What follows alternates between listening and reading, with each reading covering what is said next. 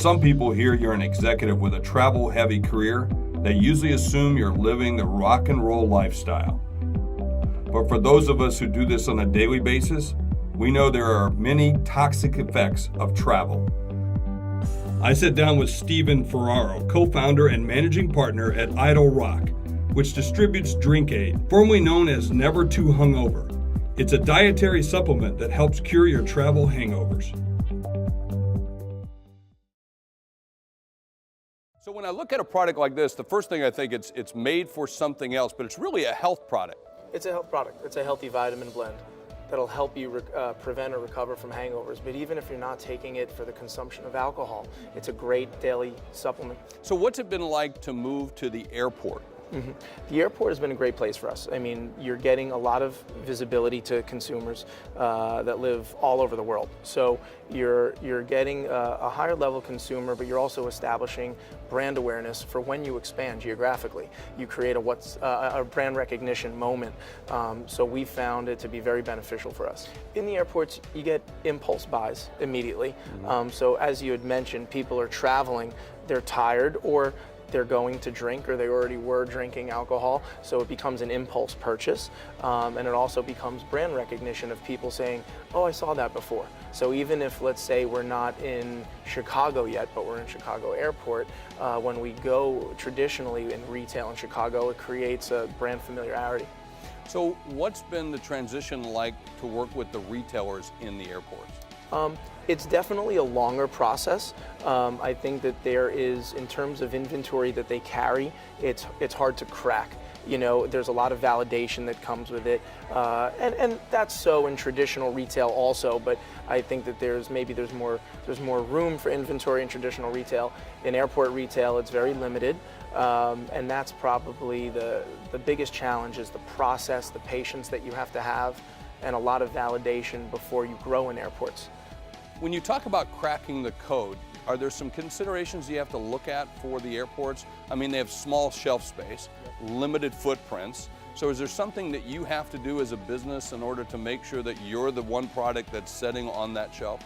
You do. I mean, I think what's most important is connecting with the consumer. What are you going to do? How are you going to position yourself to attract the consumer's attention to sell through to them? And you don't have a lot of conversation opportunity the way you would at maybe traditional retail. It's very fast moving. So whether that's the point of sale merchandise that you use or the messaging that you use to communicate to the consumer, that's what's really important. Do you have to work with different wholesalers or distributors in order to crack that code? It depends on the retailer and what their process is in doing business. Some of them you can ship direct to. Some of them will exclusively use, a distributor that you might have to go through.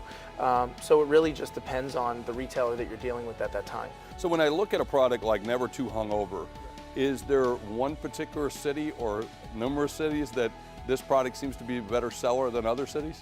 Well, Vegas is a natural, right? So we initially focused on Las Vegas, Texas, and California as our first three states. And you're in all the hotels, I think, in Vegas as well. In Las Vegas, we're at nearly every single hotel and resort. A lot of the pool parties that are popular there, some of the nightclubs. How did you come up with the idea? Was it a product that you needed and you said, hey, I've got to create this because I'm one of those kind of guys that's out in the club and doing that? I was definitely biased towards wanting to get involved with Never Too Hungover. I'm a customer myself. But our partner, Parrish Whitaker, he was the founder of the brand, and his sister had lupus. So he didn't intend to get into creating a hangover product. It naturally happened where his sister had lupus, the father donated his kidney to the sister, and they had a holistic family doctor create what is mainly this formula to help aid their recoveries.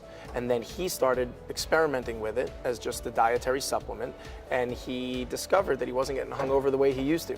So we dialed it in further, trademarked the name, and contacted my company with the Malou family. We have a brand asset company, and we acquired it, brought in GNC, brought it to market, and that's how it happened. I always think it's interesting when I find a product that's been out in the marketplace for one particular area, but then you adapt it for another market. So for instance, hey, you've got a product that's primarily been for hangovers, in Vegas and in the party capitals of the world, but now you've moved it to the airport. So I want to talk to you about the good, the bad, and the ugly of that. Yes. And so what's that been like for you?